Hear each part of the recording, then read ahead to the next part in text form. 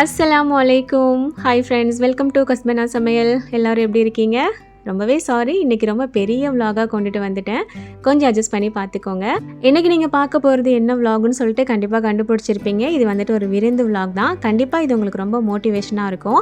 ஒரே ஆளாக இருந்து ஒரு 10 பேர் வரைக்கும் கூட ஈஸியாக எப்படி விருந்து சமைக்கிறது அப்படிங்கிற ஒரு மோட்டிவேஷன் விலாக் தான்.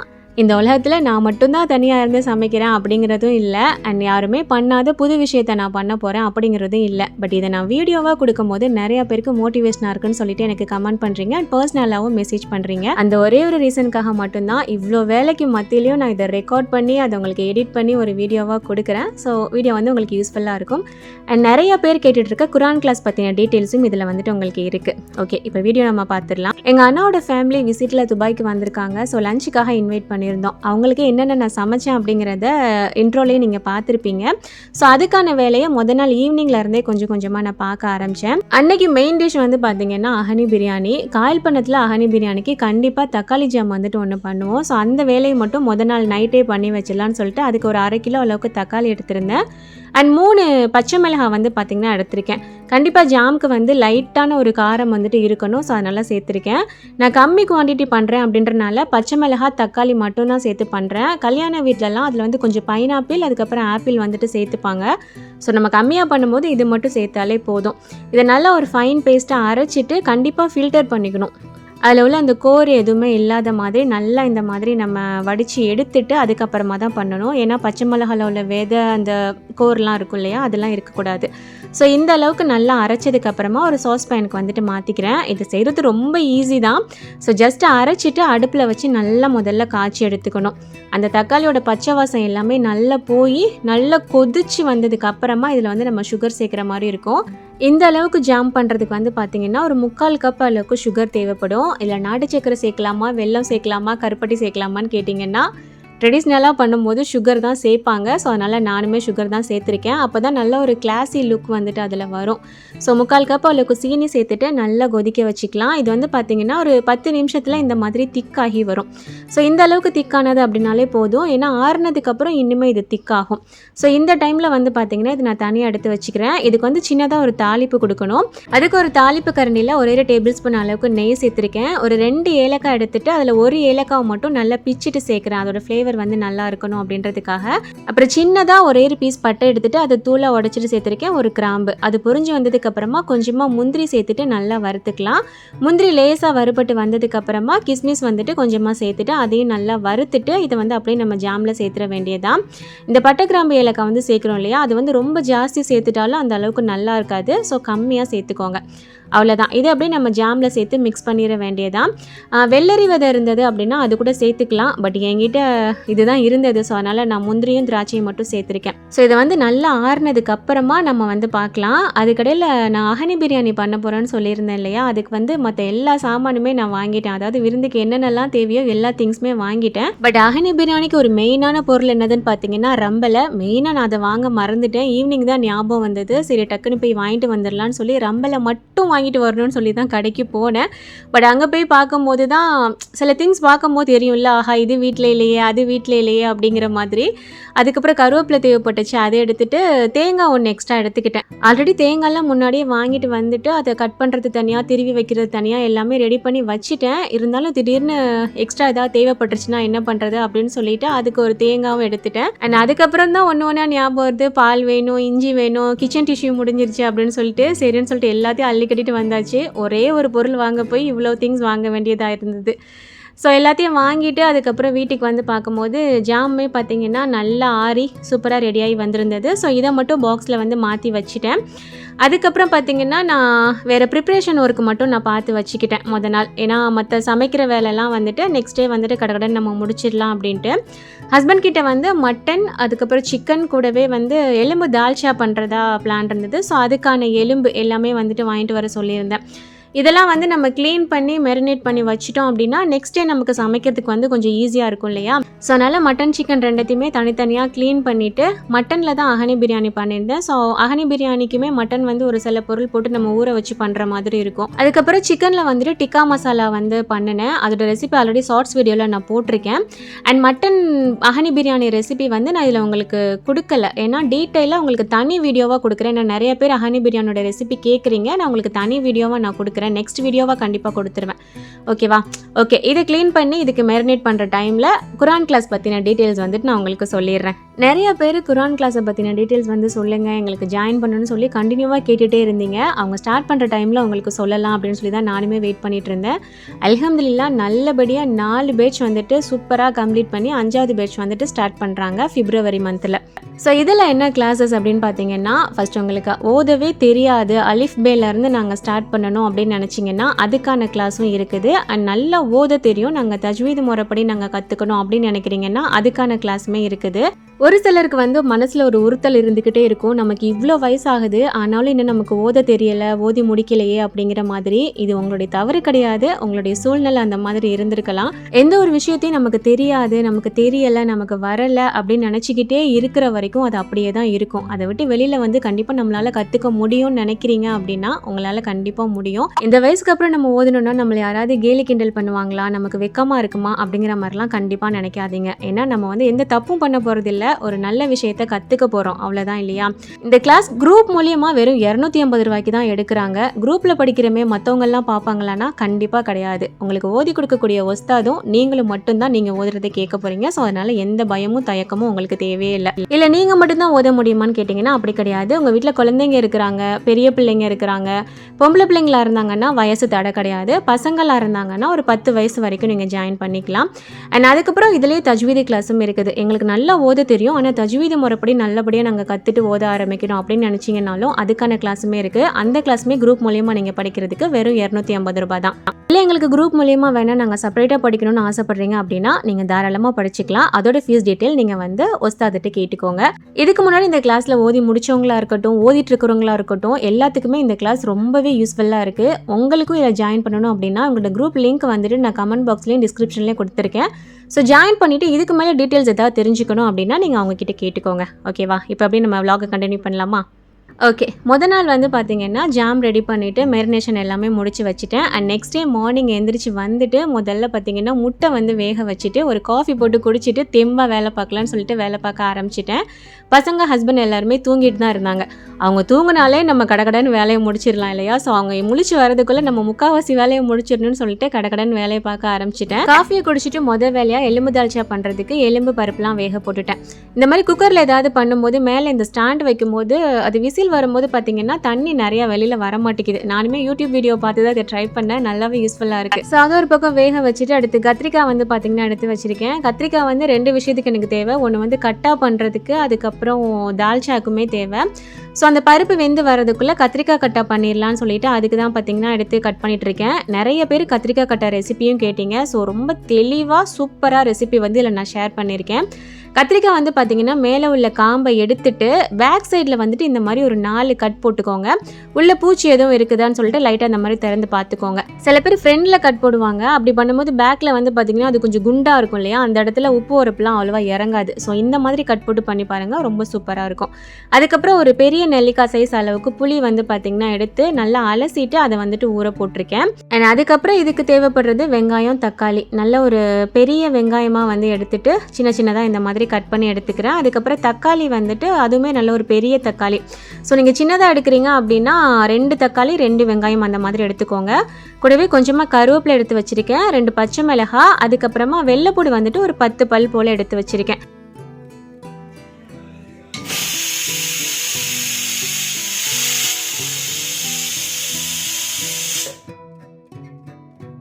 தாளிக்கிறதுக்கு மெயினாக நம்ம வந்து நல்லெண்ணெய் தான் சேர்த்துக்கணும். அப்போ தான் டேஸ்ட் வந்து பார்த்திங்கன்னா ரொம்ப சூப்பராக இருக்கும். கொஞ்சம் தாராளமாக சேர்த்துக்கோங்க. ஒரு 1/4 கப்புக்கு மேலே வந்து நான் சேர்த்துருந்தேன். ஸோ இந்த எண்ணெயில் வந்து பார்த்திங்கன்னா முதல்ல நம்ம கட் பண்ணி வச்சுருந்தோம்ல கத்திரிக்காய், அது எல்லாத்தையும் சேர்த்துட்டு நல்லா முதல்ல வதக்கி எடுத்துக்கணும். நான் நார்மலாக ஜஸ்ட் வீட்டுக்கு மட்டும் கொஞ்சமாக பண்ணுறேன் அப்படின்னா வேறு மெத்தடில் பண்ணுவேன், அது கொஞ்சம் ஈஸியாக வேலை முடியும். பட் ஏதாவது விருந்துக்கு பண்ணுறேன் அப்படின்னா கண்டிப்பாக இந்த மாதிரி தான் பண்ணுவேன். ஏன்னா இது வந்து செம்ம டேஸ்ட்டாக இருக்கும். கண்டிப்பாக இதே மெத்தடில் நீங்கள் வந்து ட்ரை பண்ணுங்கள். கொஞ்சமாக உப்பு சேர்த்துட்டு நல்லா வதக்கி விட்டுக்கிறேன். அது வதங்கி வர்றதுக்காக கொஞ்சம் நேரம் மூடி வச்சுக்கலாம். ஸோ அதுக்கடையில் தாளிக்கிறதுக்கு வந்து நமக்கு என்னென்ன பொருள் தேவை அப்படிங்கிறத தனியாக ஒரு பிளேட்டில் எடுத்து காட்டிடுறேன். ஒரு 1/2 டீஸ்பூன் அளவுக்கு கடுகு, ஒரு 1/2 டீஸ்பூன் ஜீரகம், ஒரு 1/4 டீஸ்பூன் அளவுக்கு மட்டும் வெந்தயம் சேர்த்துக்கோங்க. அண்ட் அதுக்கப்புறமா ஒரு 1லேருந்து 1.5 டீஸ்பூன் அளவுக்கு மிளகு வந்து சேர்த்துக்கிறோம். மிளகு தான் இதுக்கு வந்து பார்த்திங்கன்னா ரொம்ப மெயின். ஸோ கொஞ்சம் அதிகமாக எடுத்துக்கோங்க. அது ஒரு பக்கம் எடுத்து வச்சுட்டு இன்னொரு பேனில் வந்து பார்த்திங்கன்னா ஒரு 2 டேபிள் ஸ்பூன் அளவுக்கு வெள்ளை எள்ளு இருக்கு இல்லையா, அதை வந்து எடுத்துக்கிறேன். இதை வந்து நம்ம வறுத்து அரைச்சி சேர்க்குற மாதிரி இருக்கும். முதல்ல எள்ளை மட்டும் தனியாக வறுத்து எடுத்துக்கலாம். சடசடன் அது பொரிஞ்சு வர டைமில் ஒரே கைப்பிடி அளவுக்கு வேர்க்கடலை வந்துட்டு சேர்த்துட்டு அதையும் நான் நல்லா வறுத்து எடுத்துக்கிறேன். தோல் எடுத்துகிட்டு சேர்க்கணும் அப்படின்னா நீங்கள் சேர்த்துக்கோங்க, பிரச்சனை இல்லை. பட் நான் எப்பவும் இப்படி தான் சேர்ப்பேன். வேர்க்கடலை ஆல்ரெடி வறுத்தது அப்படின்றனால ஜஸ்ட் ஒரு 10 செகண்ட் மட்டும் வறுத்துட்டு நான் வந்து எடுத்துட்டேன். அதை ஆற வச்சு அதுக்கப்புறம் அரைக்கிற மாதிரி இருக்கும். அதுக்கடையில் கத்திரிக்காய் வந்து பார்த்திங்கன்னா இந்த சைடு நல்லாவே இதோட தோல் எல்லாமே சுருங்கி வந்துருச்சு. இந்த டைமில் அரைவாசி பதம் தான் கத்திரிக்காய் வெந்திருக்கும். இதை அப்படியே ஒரு பிளேட்டில் மாற்றிக்கலாம். இப்போ அந்த எண்ணெயிலேயே நம்ம தாளிக்கிறதுக்கு எடுத்து வச்சுருந்தோம் இல்லையா, கடுகு, வெந்தயம், மிளகு, ஜீரகம் இது 4ஐயும் சேர்த்துட்டு நல்லா நம்ம வறுத்து எடுத்துக்கலாம். அது நல்லா பொரிஞ்சு வந்ததுக்கு அப்புறமா வெள்ளைப்பூடு ஒரு 10 பல் போல் சேர்த்துக்கோங்க. சேர்த்துட்டு அதையும் லைட்டாக வதக்கி விட்டுக்கோங்க. இதுவுமே லைட்டாக வதங்கி வந்ததுக்கு அப்புறமா வெங்காயம் கட் பண்ணி வச்சுருந்தோம் இல்லையா, அது வந்து நான் சேர்த்துருக்கேன். மீடியம் சைஸாக இருந்தால் 2 வெங்காயம் எடுத்துக்கோங்க. பெருசாக இருந்ததுன்னா 1 வெங்காயம் சேர்த்தாலே போதும். அது கொஞ்சமாக கருவேப்பிலையும் சேர்த்துட்டு நல்லா வதக்கி விட்டுக்கலாம். வெங்காயம் வந்துட்டு ரொம்ப நேரம் வதங்கணும் அப்படின்லாம் இல்லை. அந்த கண்ணாடி பதம் வரும் இல்லையா, அந்த அளவுக்கு வதங்கினதுக்கு அப்புறமா ஜஸ்ட் ஒரு 1/2 டீஸ்பூன் அளவுக்கு மட்டும் இஞ்சி பூடி பேஸ்ட்டு சேர்க்குறேன். ரொம்ப அதிகமாக சேர்த்துட்டோம் அப்படின்னா ஃப்ளேவரையே மாற்றி விட்டுரும். ஸோ ஜஸ்ட் 1/2 டீஸ்பூன் மட்டும் சேர்த்துக்கோங்க. மைல்டான ஒரு ஸ்மெல் வந்துட்டு அதில் வரும். ஸோ அது நல்லா நம்ம வதக்கி விட்டு அதோட பச்சை வாசம் போனதுக்கப்புறமா கட் பண்ணி வச்சுருந்த ஒரு பெரிய தக்காளி, 2 பச்சை மிளகாய் வந்து நான் சேர்த்துருக்கேன். இது நல்லா வதங்கி வர்றதுக்காக மூடி போட்டு நம்ம வேக வச்சுக்கலாம். அதுக்கடையில் நம்ம வந்து வறுத்து வச்சுருந்தோம் இல்லையா, அதை வந்து நம்ம அரைச்சிட்டு பவுட்ரு பண்ணி வச்சுக்க வேண்டியதான். எள்ளு அதுக்கப்புறம் வேர்க்கடலை ரெண்டுமே வந்து பார்த்திங்கன்னா எண்ணெய் பொழியிற மாதிரியான ஒரு பொருள் தான் இல்லையா, அதனால் ரொம்ப ஃபைன் பவுடரெல்லாம் அரைக்க முடியாது. இந்த அளவுக்கு கொரன்னு இருக்கிற மாதிரி நல்லா அரைச்சி எடுத்துக்கோங்க. ஸோ அது ஒரு பக்கம் இருக்கட்டும். இந்த பக்கம் தக்காளி வந்து பார்த்திங்கன்னா நல்லா வதங்கி வந்துருச்சான்னு செக் பண்ணிக்கலாம். அண்ட் இந்த டைமில் நம்ம வந்து வீட்டில் அரைச்சி குழம்பு மிளகாய் தூள் இருக்கும் இல்லையா, அதுலேருந்து ஒரு 2 டீஸ்பூன் அளவுக்கு சேர்த்துருக்கேன். அண்ட் நார்மல் சில்லி பவுடர் வந்துட்டு 1 டீஸ்பூன் அளவுக்கு சேர்த்துருக்கேன் கலருக்காக. அதுக்கப்புறமா ஒரு 1/4 டீஸ்பூனுக்கும் கம்மியாக மஞ்சள் தூள் வந்து சேர்த்துருக்கேன். மஞ்சள் தூள் அதிகமாக சேர்த்துற வேண்டாம். உங்கள்கிட்ட வீட்டில் அரைச்சி குழம்பு மிளகாய் தூள் இல்லை அப்படின்னா சில்லி பவுடர், தனியா பவுடர் ஒவ்வொரு டீஸ்பூன் எடுத்துக்கோங்க. அண்ட் ஜீரகத்தூள் 1/4 டீஸ்பூன், சோம்புத்தூள் 1/4 டீஸ்பூன் அந்த மாதிரி சேர்த்துக்கிட்டீங்க அப்படின்னா கரெக்டாக இருக்கும். ஓகே, இப்போ இந்த மசாலாவில் வந்துட்டு நம்ம ஆல்ரெடி வதக்கி வச்சிருந்த கத்திரிக்காய், ஊற வச்சிருந்த புளி இருக்கு இல்லையா, அதையும் கரைச்சிட்டு சேர்த்துக்கிறேன். நல்லா ஒரு தடவை கலந்து விட்டுட்டு இன்னொரு 1/2 கப் அளவுக்கு தண்ணி வந்து பார்த்திங்கன்னா நான் சேர்த்துருக்கேன். ஏன்னா கத்திரிக்காய் வந்துட்டு நமக்கு இன்னுமே முழுசாக வேகலை இல்லையா, இந்த புளியில் சேர்ந்து நல்லா வெந்துடும். மூடி போட்டு அப்பப்போ திறந்து கலந்து கொடுத்து இந்த மாதிரி நம்ம வேக வச்சுக்க வேண்டியதான். ஸோ கத்திரிக்காய் வந்துட்டு ஒரு 1/4 பதம் வெந்ததுக்கு அப்புறமா நம்ம பவுட்ரு பண்ணி வச்சுருந்தோம் இல்லையா, அதை வந்துட்டு சேர்த்து நல்லா கலந்து விட்டுட்டு திரும்ப ஒரு 1/4 கப் அளவுக்கு தண்ணி சேர்த்துக்கிறேன். ஏன்னா அந்த நட்ஸ் வந்து நமக்கு வேகணும், அதாவது அந்த வேர்க்கடலையும் எள்ளும் சேர்த்தோம் இல்லையா, அதுவுமே வேகணும். அப்போ தான் அதோட பச்சை வாசம் வந்துட்டு வராது. ஸோ தண்ணி சேர்த்து கலந்ததுக்கு அப்புறமா தேவையான அளவுக்கு உப்பு வந்துட்டு சேர்த்து செக் பண்ணிக்கோங்க. அதுக்கப்புறமா மூடி போட்டுட்டு ஒரு 10 மினிட்ஸ் வந்துட்டு நம்ம லோ ஃப்ளேமில் வச்சு நம்ம குக் பண்ணோம் அப்படின்னா செம்ம சூப்பராக இந்த மாதிரி எண்ணெய் பிரிஞ்சு தக்கன்னு ரெடி ஆயிரும். ஸோ பார்க்குறதுக்கே உங்களுக்கு தெரியும் எவ்வளோ டேஸ்ட்டாக இருக்குன்னு சொல்கிறது கண்ணில் பார்த்தாலே உங்களுக்கு தெரிஞ்சிடும்னு நினைக்கிறேன். ஸோ கண்டிப்பாக இதே மெத்தடில் ட்ரை பண்ணி பாருங்கள். இப்போ கொஞ்சம் லூஸாக இருக்கிற மாதிரி இருக்குது இல்லையா, இது ஆறுனதுக்கப்புறம் நல்லா திக்காகி செம்ம டேஸ்ட்டாக வந்துடும். ஸோ இதே மெத்தடில் ட்ரை பண்ணி பாருங்கள்.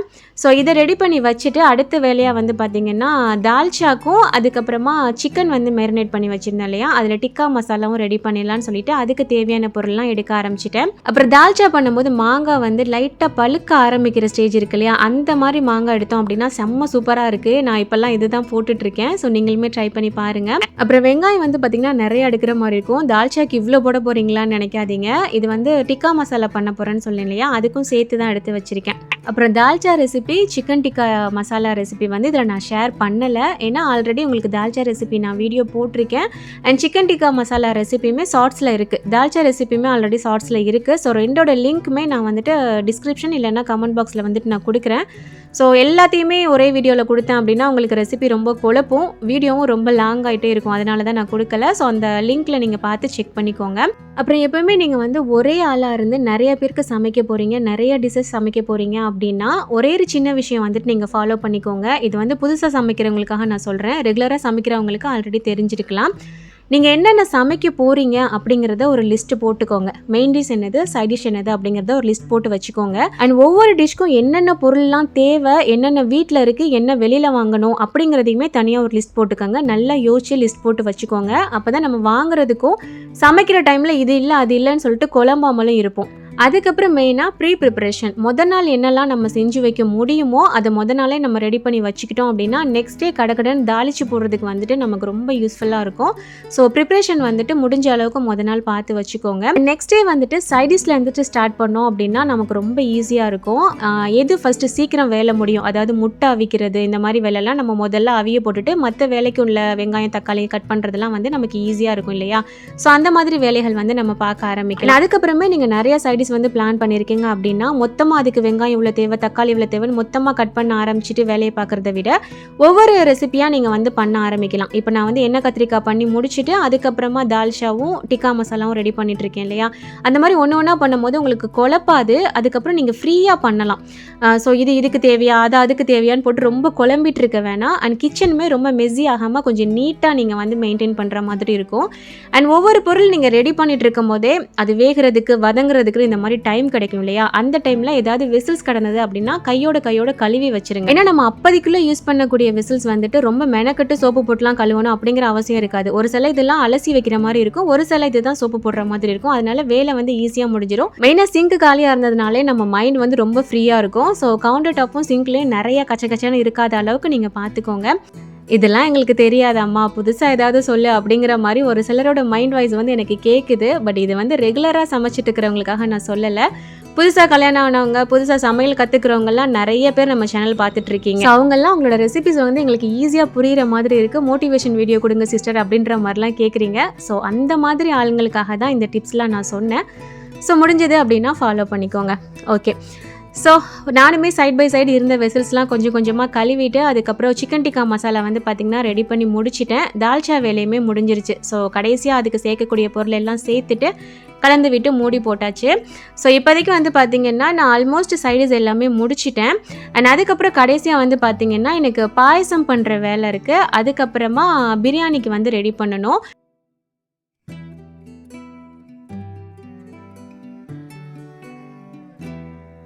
இன்றைக்கி வந்து பருப்பு பாயசம் தான் வந்து நான் ரெடி பண்ணியிருந்தேன். இதுக்கு வந்து பார்த்திங்கன்னா ஒரு கப் அளவுக்கு பருப்பு, பாசி பருப்பு இருக்குது இல்லையா? சில பேர் இதை வந்து சிறுபருப்புன்னு சொல்லுவாங்க. அதை எடுத்துகிட்டு குக்கரில் சேர்த்து நல்லா நான் வறுத்து எடுத்துக்கிறேன். நீங்கள் ஏதாவது ஸ்வீட் பண்ணணும் அப்படின்னா யோசிக்காமல் இந்த பருப்பு பாயசம் பண்ணுங்கள். சொதப்பாமல் உங்களுக்கு சூப்பராக வரும். கலர் சேஞ்ச் ஆகாத அளவுக்கு பருப்பை நல்லா வறுத்து எடுத்துகிட்டு அது ஒரு தடவை நல்லா அலசி எடுத்துட்டேன். இப்போ அதில் வந்துட்டு அது மூழ்கிற அளவுக்கு ஒரு 2லேருந்து 3 கப் அளவுக்கு தண்ணி சேர்த்துட்டு நம்ம குக்கரை க்ளோஸ் பண்ணி விசில் வச்சுக்க வேண்டியதான். பருப்பு வந்து பார்த்திங்கன்னா நல்லா நமக்கு மசிய வேகணும். ஸோ ஒரு 5-6 விசில் வச்சு எடுத்துக்கோங்க. இது வந்து நான் இன்றைக்கி கருப்பட்டியில் பண்ணுறேன். நீங்கள் வெல்லத்தில் பண்ணணும் அப்படின்னாலும் பண்ணலாம். கருப்பட்டி வந்து பார்த்திங்கன்னா ஒரு 1.5 கப் அளவுக்கு வர்ற மாதிரி எடுத்துகிட்டு ஒரு 1/2 கப் அளவுக்கு தண்ணி சேர்த்துட்டு அதை வந்து பாகு காய்ச்சறதுக்காக வச்சுருக்கேன். இதுக்கு பதம் அப்படின்லாம் ஒன்றும் இல்லை, ஜஸ்ட் அது எல்லாமே கரைஞ்சி ஒரு கொதி வந்தது அப்படின்னாலே போதும். ஸோ ஒரு பக்கம் கருப்பட்டி காய்ச்சறதுக்கு வச்சுட்டு இன்னொரு பக்கம் வந்து பார்த்திங்கன்னா ஹஸ்பண்ட் பிள்ளைங்கள்லாம் முழிப்பாங்க இல்லையா? ஸோ ஒரு 10 நிமிஷத்துக்கு முன்னாடி டீ போட்டு வச்சுட்டு அதுக்கப்புறமா அவங்கள எழுப்பலாம் அப்படின்னு சொல்லிட்டு அப்போ பார்த்திங்கன்னா டீ போட்டுட்டு இருந்தேன். லீவ் அப்படின்றனால 11 மணிக்கு மேலே தான் அவங்க வந்து முழிப்பாங்க. ஸோ நான் டீ வந்து பார்த்திங்கன்னா கரெக்டாக ஒரு 11 மணி போல் தான் அடுப்பில் வச்சேன். அது ஒரு பக்கம் வச்சுட்டு அஹனி பிரியாணிக்கு வந்து நட்ஸ் வந்து நம்ம கொஞ்சம் ஊற போடுற மாதிரி இருக்கும். வெந்நி போட்டு ஊற போடுறதுக்காக அது ஒரு பக்கம் வச்சுட்டு டீயுமே போட்டுட்டு இருந்தேன்.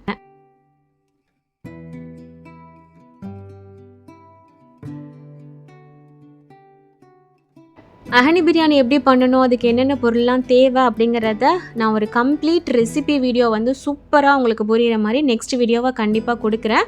ஸோ அதில் வந்து உங்களுக்கு டீட்டெயிலாக சொல்லணுன்றதுக்காக தான் இந்த வீடியோவில் நான் ஷேர் பண்ணலை. ஆல்ரெடி இதுவே 28 நிமிஷத்துக்கிட்ட வந்துருச்சு. ஓகே, டீலாம் போட்டு முடிச்சுட்டு வந்து பார்த்திங்கன்னா அடுப்பு வந்து கொஞ்சமாக தொடச்சி விட்டுக்கிட்டேன். என்ன ரொம்ப கசமாயிருச்சு அப்படின்னா ரொம்ப நேரம் நின்று தொடச்சிட்டு இருக்கிற மாதிரி இருக்கும். ஸோ அதனால் ஜஸ்ட் ஒரு ஈர துணி மட்டும் வச்சு லைட்டாக தொடச்சி விட்டுட்டேன்.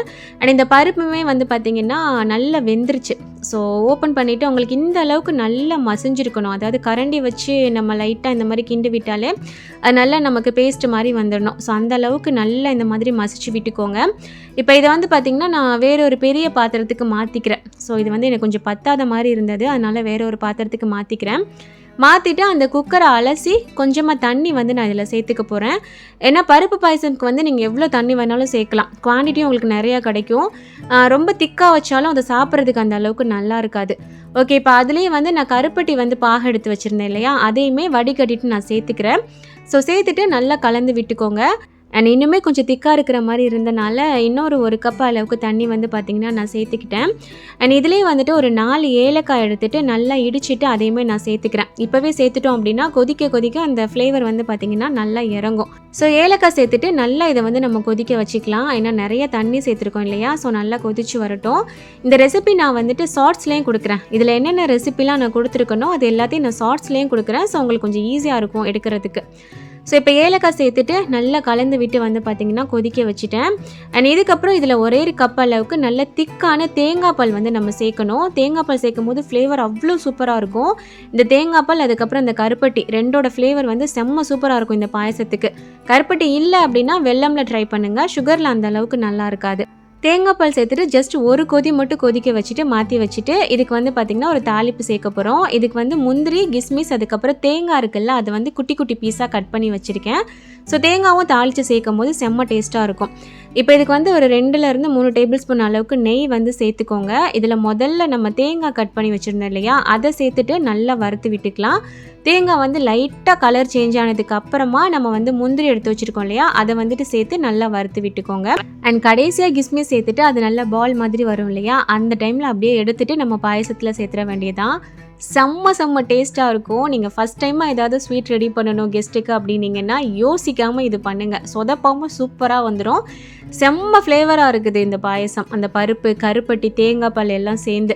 ஸோ நல்லா கலந்து விட்டுக்கிறேன். இந்த அளவுக்கு தண்ணியாக இருக்கிற மாதிரி இருந்தது அப்படின்னா தான் நம்ம சாப்பிட்ற டைமில் கொஞ்சம் திக்காகி சூப்பராக இருக்கும். ஸோ ரொம்ப கட்டியாக வச்சிடாதீங்க, இந்த அளவுக்கு இருக்கிற மாதிரி பார்த்துக்கோங்க. ஸோ எல்லா வேலையும் முடித்து வச்சுட்டு கடைசியாக தான் பிரியாணிக்கான வேலை வந்து பார்த்திங்கன்னா ஸ்டார்ட் பண்ணேன். அகனி பிரியாணிக்குள்ள கறி வந்து பார்த்திங்கன்னா முதல்ல வேக வச்சுட்டேன். அண்ட் அதுக்கப்புறமா ஹாலும் கிச்சனையும் மட்டும் லைட்டாக தொடச்சி விட்டுறலாம் அப்படின்னு சொல்லிட்டு நான் போயிட்டேன். நார்மலாகவே வீட்டுக்கு கெஸ்ட் யாராவது வர்றாங்க அப்படின்னா நாளே வீடு துடைக்கிற வேலைலாம் நம்ம பார்ப்போம் இல்லையா, பட் நாள் வந்து நான் வீடு துடைக்கல. ஏன்னா அதுக்கு முந்தின நாள், அதாவது நான் விருந்து கொடுத்தது சண்டே, ஃப்ரைடே தான் வீடு தொடச்சி விட்டுருந்தேன். ஸோ சனிக்கிழமை நான் வீடு துடைக்கலாமான்னு யோசிக்கும் போது நேற்று தானே தொடச்சிருக்கோம், அந்த அளவுக்குலாம் அழுக்கா இல்லை அப்படிங்கிற மாதிரி நினச்சிட்டு இருந்துட்டேன்.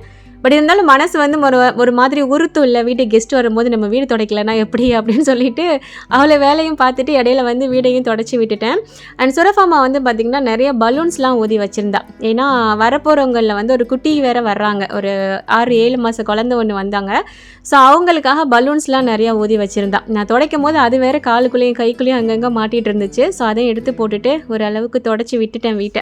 அண்ட் அதுக்கப்புறமா பிரியாணிக்கான வேலையெல்லாம் வந்து பார்க்க ஆரம்பித்தேன். இதுக்கு வந்து தேங்காய் பால் எடுக்கிற மாதிரி இருக்கும். அண்ட் அதுக்கப்புறம் என்னென்ன பொருள்லாம் வேணும் அப்படிங்கிறத மொத்தமாக எடுத்து வச்சுட்டு வீடியோ ஷூட் பண்ணேன். ஏன்னா ஒரு ரெசிபி வீடியோ வேறு தரேன்னு சொல்லியிருந்தேன் இல்லையா, ஸோ அதனால் ஃபுல்லாக என்னென்ன வேணுங்கிறத டீட்டெயிலாக உங்களுக்கு எடுக்கணும். அதனால மெஷர்மெண்ட் எல்லாம் கரெக்டாக பார்த்து எடுத்து வச்சு உங்களுக்கு வந்து ஷூட் பண்ணி வச்சுருக்கேன். நெக்ஸ்ட் வீடியோ கண்டிப்பாக வரும்.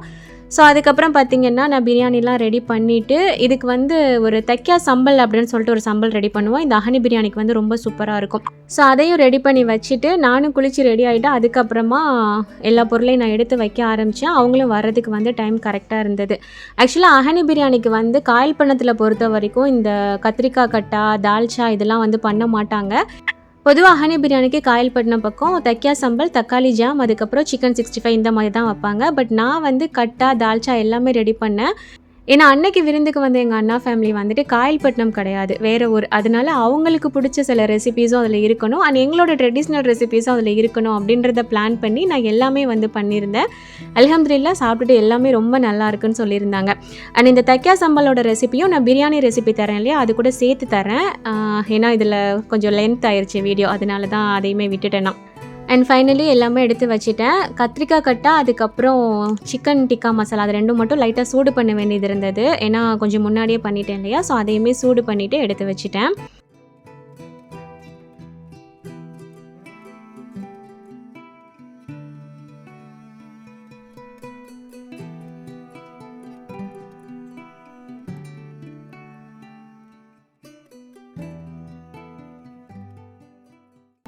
அண்ட் எல்லாமே எடுத்து வச்சுட்டு ஃபைனலாக தான் வந்து பார்த்திங்கன்னா பிரியாணி வந்து தம் உடைச்சேன். நம்ம என்ன தான் அடிக்கடி பிரியாணி பண்ணுறோம், நல்லா எனக்கு பிரியாணி பண்ண தெரியும் அப்படின்னாலும், நம்ம வீட்டுக்கு கெஸ்ட்டு யாராவது வர்றாங்க அப்படின்னா, அன்னைக்கு நம்ம பிரியாணி தம் உடைக்கும் போது நமக்கு அப்படியே படபடன்னு ஒரு படபடப்பு வரும்.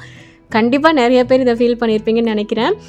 ஏன்னா பிரியாணி வந்து குழஞ்சிடக்கூடாது அப்படிங்கிற மாதிரி ஒரு பயம் இருக்கும். அதுலேயும் நான் இன்றைக்கி பண்ணது அஹனி பிரியாணி. இதுக்கு வந்து தேங்காய் பால், நட்ஸ் இந்த மாதிரி நிறையா அரைச்சி சேர்ப்போம். ஸோ தண்ணியோட அளவுலாம் கரெக்டாக வச்சோம் அப்படின்னா தான் அது சூப்பராக வரும். ஸோ எனக்கு வந்து ஒரு பயம் இருந்துகிட்டே இருந்தது. நல்லா துவாலாம் செஞ்சுட்டு தான் ஓப்பன் பண்ணேன். பட் அல்ஹம்துலில்லாஹ் உதிரியாக செம்ம சூப்பராக வந்திருந்தது. அதை பார்க்கவும் தான் செம்ம ஹாப்பி. என் ஹஸ்பண்டே கூப்பிட்டு காட்டினேன், இங்கே பாருங்கள் பிரியாணி சூப்பராக வந்துருச்சு அப்படின்னு சொல்லிட்டு. ஸோ அல்ஹம்துலில்லாஹ் அதுக்கப்புறம் எல்லாமே வந்து பார்த்திங்கன்னா எடுத்து வச்சுட்டு சாப்பிட ஆரம்பிச்சிட்டோம். அண்ட் பிரியாணி எடுத்து பிளேட்டில் வைக்கும்போதுமே அந்த ரைஸ் அப்படியே உதிரியாக இருக்கிறத பார்க்கும்போதுமே அவ்வளோ குசியாக இருந்தது. ஸோ சமைக்கிறவங்களுக்கு இதோட அருமைலாம் தெரியும்னு நான் நினைக்கிறேன்.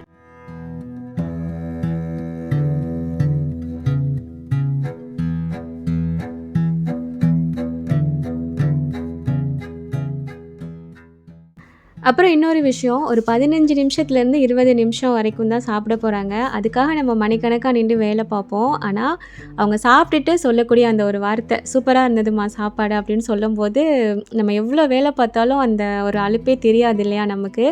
அல்ஹம்துலில்லாஹ் அன்றைக்கி அவங்க சொல்லும் போதுமே எனக்கு அவ்வளோ குசியாக இருந்தது. அண்ட் எனக்கு வந்து பார்த்திங்கன்னா வேலை இன்னுமே ஜாஸ்தியாக இருக்கிற மாதிரி இருக்கும். ஏன்னா வீடியோ எடுக்கிறனால ட்ரிபிள் ஆயிரும் என்னோடய வேலை. ஸோ அன்றைக்கி அவ்வளோ இதோட நான் வேலை பார்த்துட்டு அவங்க சாப்பிட்டுட்டு எல்லாருமே நல்லா இருக்குன்னு சொல்லும்போது அல்ஹம்துலில்லாஹ் அவ்வளோ சந்தோஷமாக இருந்தது. அண்ட் இந்த வீடியோவுமே உங்களுக்கு வந்து பார்த்திங்கன்னா கண்டிப்பாக யூஸ்ஃபுல்லாகவும் மோட்டிவேஷனாகவும் இருந்திருக்கும்னு நான் கண்டிப்பாக நம்புகிறேன். அண்ட் மதரசா டீட்டெயில்ஸுமே கண்டிப்பாக உங்களுக்கு யூஸ்ஃபுல்லாக இருந்திருக்கும். மறக்காமல் லிங்க் வந்துட்டு கமெண்ட் பாக்ஸில் இருக்குது, செக் பண்ணிவிட்டு ஜாயின் பண்ணிக்கோங்க. அண்ட் இந்த வீடியோ உங்களுக்கு பிடிச்சிருந்தது அப்படின்னா லைக் பண்ணிவிட்டு உங்களுக்கு தெரிஞ்சவங்களுக்கும் ஷேர் பண்ணிக்கோங்க. அண்ட் எந்தெந்த ரெசிபீஸ்லாம் உங்களுக்கு சீக்கிரமாக ஷார்ட்ஸ் வீடியோவாக வேணும் அப்படிங்கிறதையும் எனக்கு கமெண்ட் பண்ணுங்கள். முடிஞ்ச அளவுக்கு சீக்கிரம் போடுறதுக்கு ட்ரை பண்ணுறேன். அண்ட் நெக்ஸ்ட் வீடியோவில் அஹனி பிரியாணி அண்ட் அஹனி பிரியாணிக்கு பண்ணக்கூடிய தைக்கா சம்பல் ரெசிபி ரெண்டையுமே சீக்கிரமாக ஷேர் பண்ணிடுறேன். ஸோ வழக்கமாக சொல்கிற மாதிரி வீடியோ பிடிச்சது அப்படின்னா லைக் பண்ணிக்கோங்க. புதுசாக பார்க்குறவங்க மறக்காமல் நம்ம சேனலை சப்ஸ்கிரைப் பண்ணிக்கோங்க. தேங்க்ஸ் ஃபார் வாட்சிங்.